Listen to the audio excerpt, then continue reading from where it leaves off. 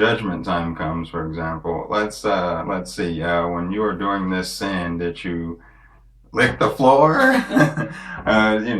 Silly stuff. God wouldn't ask any of those questions. Certainly, He Well, he won't will, ask no. every detail when judgment time comes. When He lays out all the wrong you've done, He's not going to say, "Oh, when you were doing this here."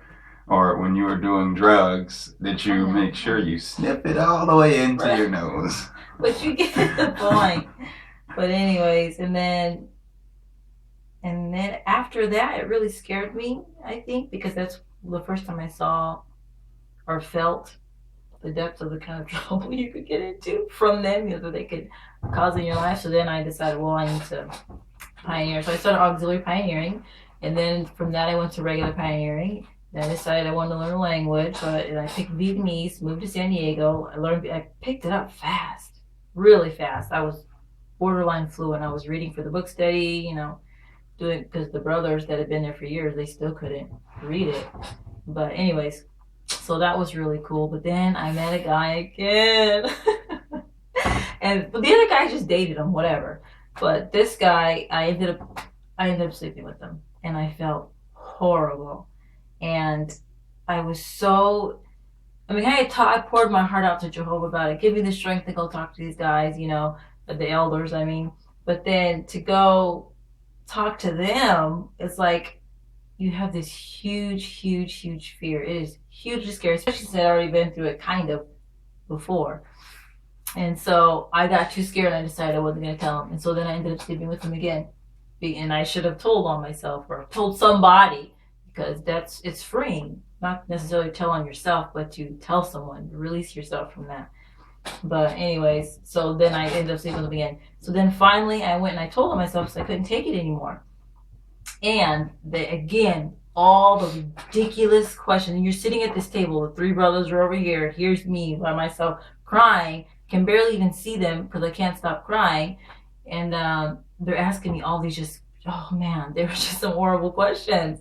And I answered them all because this time I felt like I had to answer them. Since last time I didn't do anything, this time I did. So, but I mean, I just don't. If I'm telling you that I slept with someone, do you need to know where everyone's hands were, what position you were in? Oh, I'm not even gonna get into the questions because they're just, yeah. They were molested too. Who knows? But They anyways, got their job off. and then you hear when I listen to other people's experiences, I hear the same thing, and I thought that was something that was unique just to me, that just happened to me. You don't know that. That's why it's important to share so people know that they're not alone.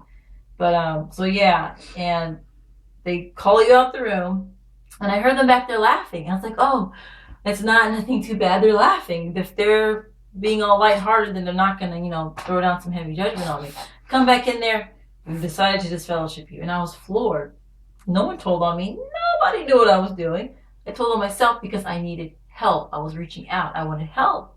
I felt bad for what I had done, and their reasoning was that they did not feel confident that I was never going to do it again, and they were not sure if I was going to do it again. And that just made no sense to me because, I mean, I don't know if you guys are going to do something bad in the future. Nobody knows. And clearly I was repentant. But anyway, so then, yeah, that was a dark day. So that was huge to me. That's always stuck out in my mind. Because to me, this fellowshipping will always seem right until you actually experience it and you realize if you don't have any friends that aren't witnesses, all the family that you're close to are witnesses, you have no other contacts on the outside world. None. And now you can't communicate with none of those people. Okay, the Bible says that the one isolating himself will seek his own selfish longing. But that's what you're forcing someone to do. You're forcing them to isolate themselves, and what's going to happen? Nothing good. So you either isolate yourself and cause bad things to happen, or you reach out to worldly people and more bad happens. It's not something that helps you. Anyway, so that was huge to me. So then I fought to come back. Oh, then I met him. And originally I was just I just wanted someone to hold my hand and walk me into the Kingdom Hall because I was so scared to go in there. I needed someone to walk me and help me get me in my seat, that whole thing.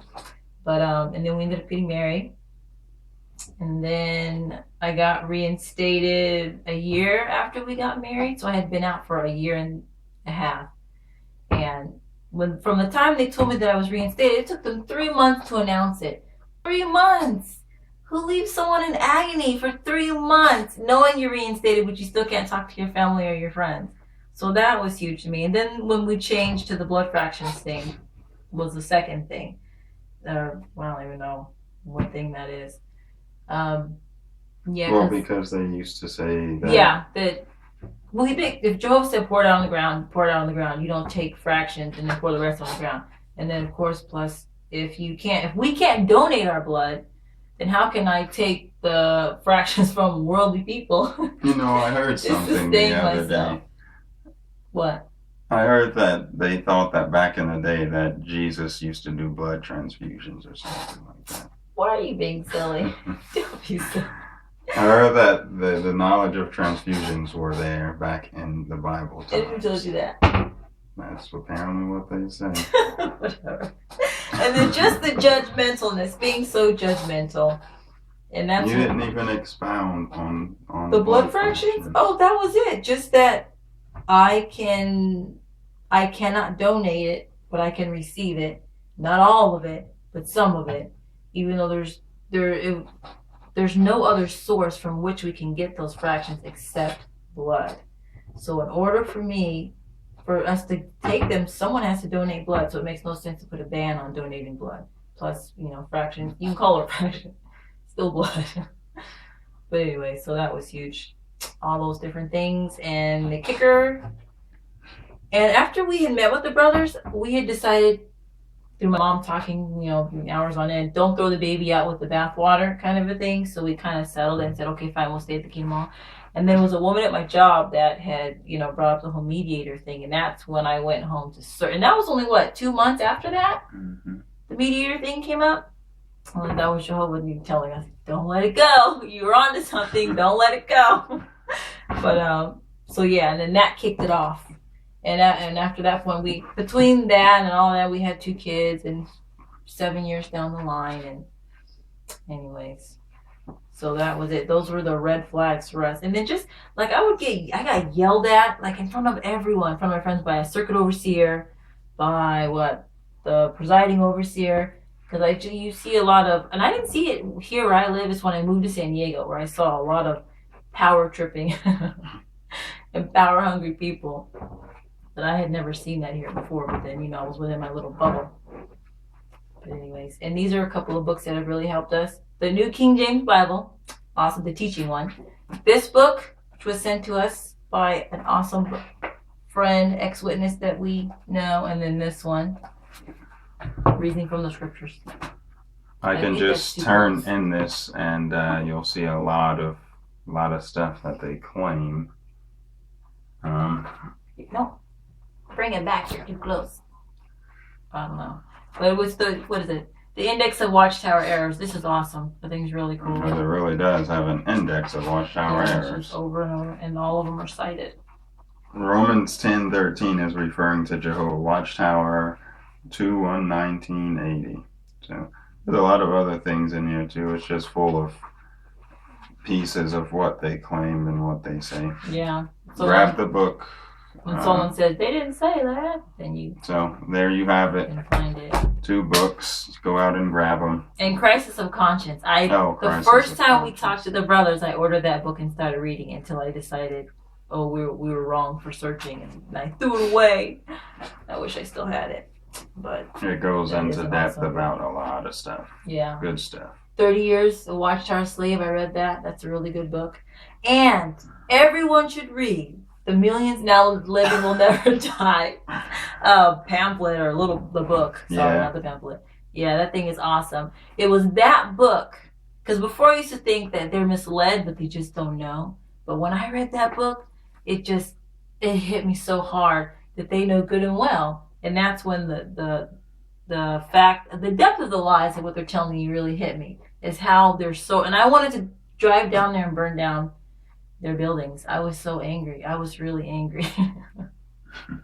I was really angry because that's just cold. Because they know. Anyways, that's all for now. You have anything else to say? That'll be it for now. We have more to come. There's always more to come. And sorry for our rambling videos. And if anyone has any questions, feel free to ask and we'll answer them. I know someone said, could I read the 2 letters that I had sent to the society? And I don't have, because I hand wrote both of them. But I did later send 2 anonymous letters to them without my name on them. Those are pretty awesome. Pretty fun too. Because you put that address or whatever. Oh yeah, I took the address out of the BE book that they put for for letter writing. The address, Phyllis Jonadab, 1234 Paradise Way, something, New York. Yeah, that was the return address that I put on my anonymous letters to the governing body. But we will be posting the last meeting with the brothers, the elders. Yeah, the first meeting we had with them. We don't have. Yeah, I deleted it because I told the brother that we recorded. Now this is before we knew any YouTube, any of that stuff. But we recorded it just so that we could go back later and watch it, rehear it to really hear what they said. Because in the moment you don't hear everything. And so I was like, yeah, I'll re-record it. We're gonna go back and listen to it again. And he freaked out. He said, "What? You did what? You what?" He's like, "Delete it right now." I was like, "I don't have it. It's on Rick's phone." He's like, "Well, when you get home, you delete it. You don't do that. You don't ever do that."